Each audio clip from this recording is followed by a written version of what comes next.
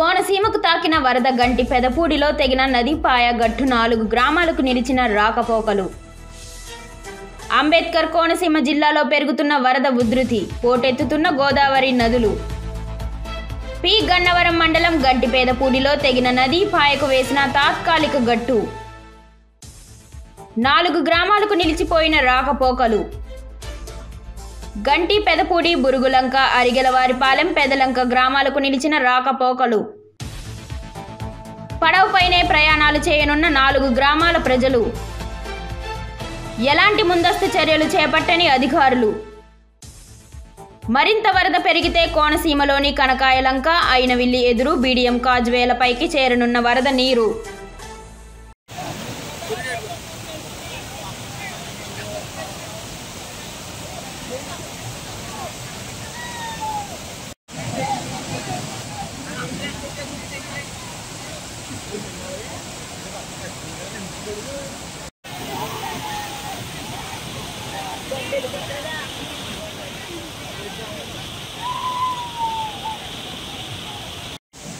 నేను తెగిపోయి ముందు పెడతాను.